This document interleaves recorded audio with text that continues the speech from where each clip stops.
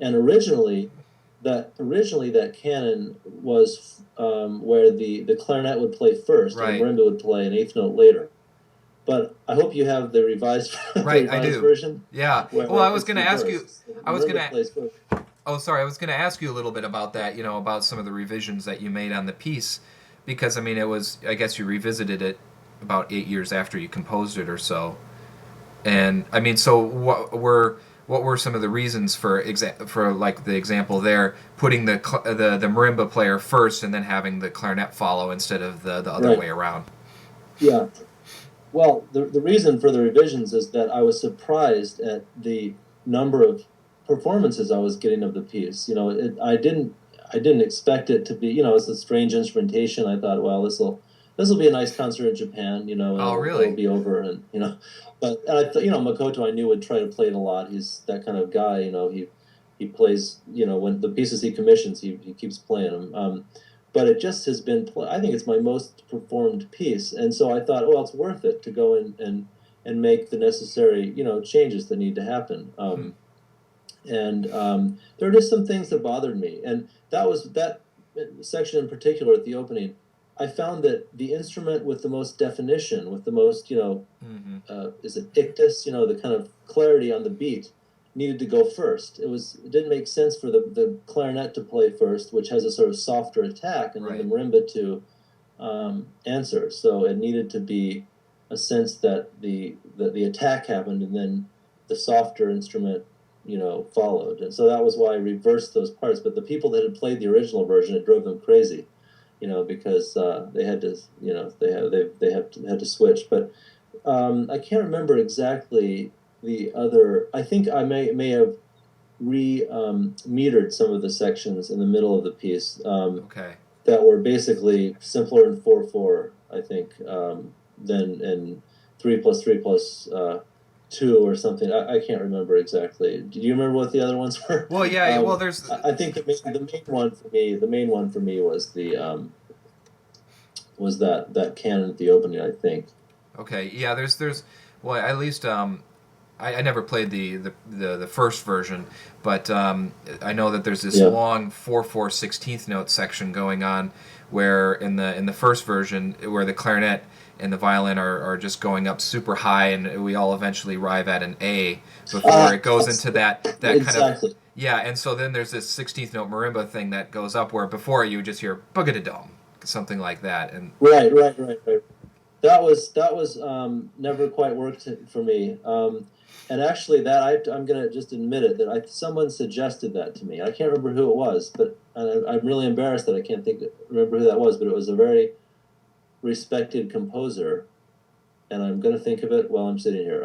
But just said, you really ought to just keep the marimba going there. And so I thought, yeah, why didn't I do that? Why it would be so much more. I thought I think I thought that it would be. I had it in my head, that the marimba drops out, and then you just have these high instruments, floating up there in the stratosphere, like the first and second violins of an orchestra. yeah, But it just doesn't come off the same way. It's just not the same. When you have a solo violin and a clarinet, it's not the same.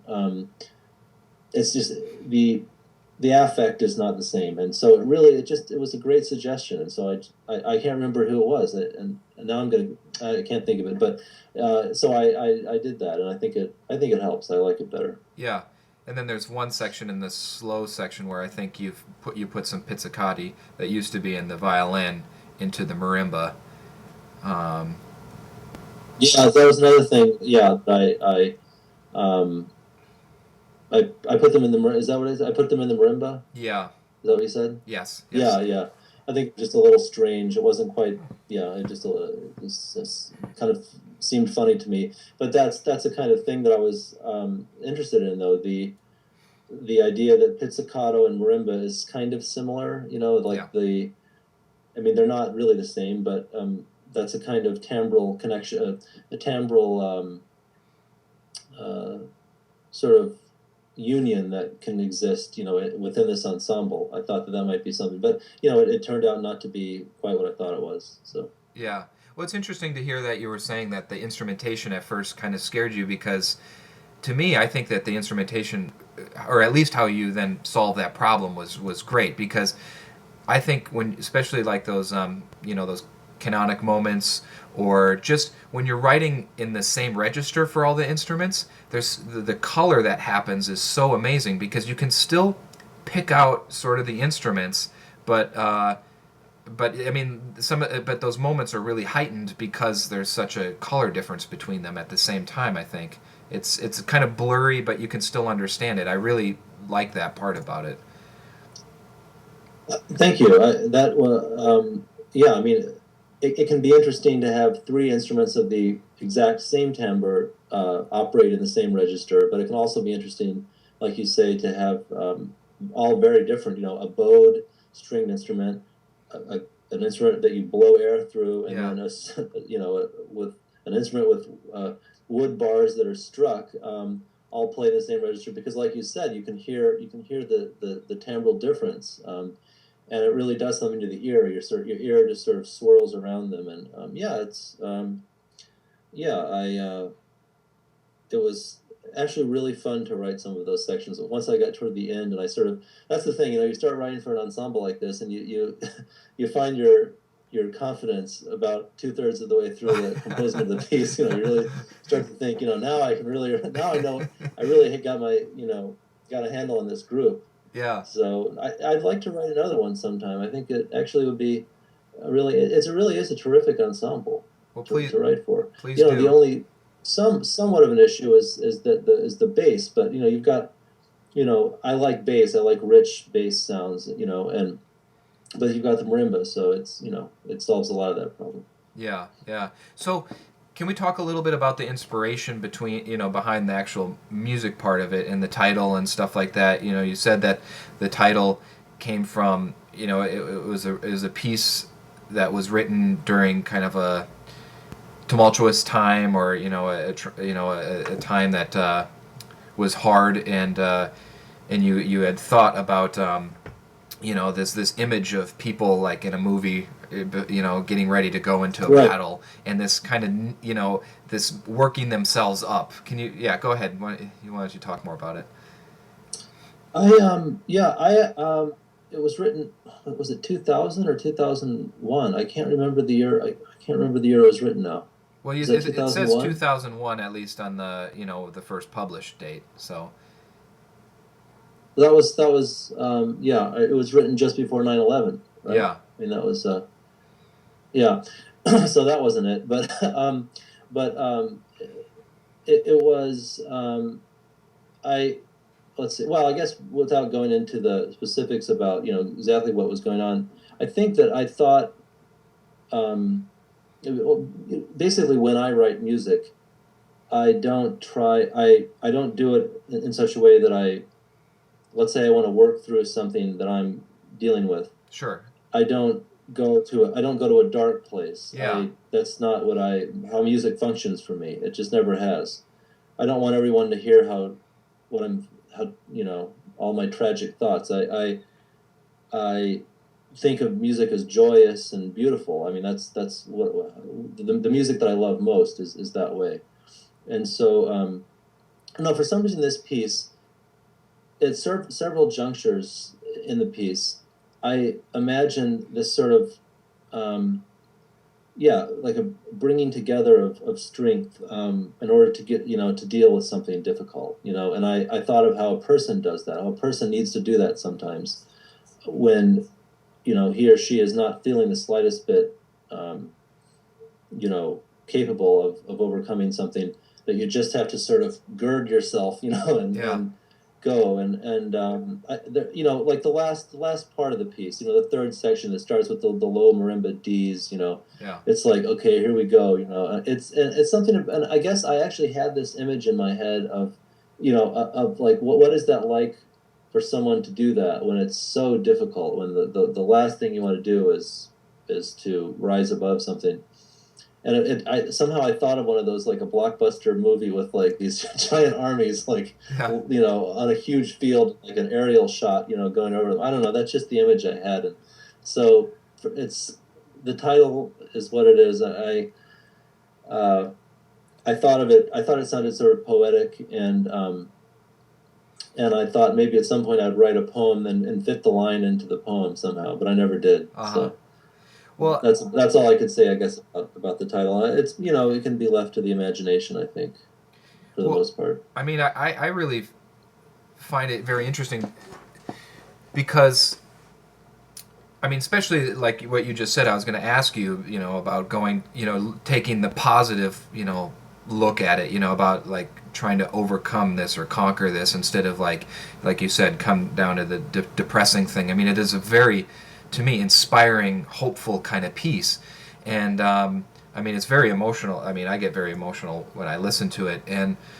um, oh, where was I going to go with this? Like what I was gonna say is you really feel like there's this kind of build of confidence that goes on in the piece because it's not a very loud piece. There's a few moments that, like after the beginning, I think it's letter E where all the musicians finally kind of play at a double forte and we're all playing in Right. rhythmic unison, and that's a very kind of intense moment. But then in general, to me it's all about just kind of like this welling up of confidence and where it usually gets me personally is quite towards the end where we're playing and then all of a sudden we hit this note and the violin keeps going on with this ba-da-da ba-da-da ba-da-da Right, ba-da-da right. and that to me, I don't know Yeah, whatever happens yeah. at that moment, it just gets me every single time. It's just like the perfect kind of then a conclusion of what's everything that's been going on. So anyways, I'm just trying to say that, for me at least as a performer and as a listener, that I can really sense that. Well, thank you. I mean, that's all I can ask for, really. I mean, that it has an impact on those who play it and those who listen to it. I mean, that's what I hope for when I otherwise I wouldn't write music, I think. So, but I'm yeah, that's really, it's good. It's interesting that moment for you, the where the violin keeps doing that. Yeah, because that actually, it's funny. I was just thinking that is the theme, the notes of the theme, the da da da. Yeah, I mean, right. it's kind of a anyway, but that's not so interesting, I suppose. But yeah, that was part of that section that Makoto asked me to, just to. He said, "I think you need to go more. I think there needs to be a bigger ending. I think there needs to be more excitement." Mm. And I pushed it further, and I'm glad I did because I think that yeah, I think the ending is works well. I think so. Yeah. So, so this has been a pretty big year for you because you just had an opera premiered in Minnesota, your opera Silent Night, and that has gotten some really great reviews.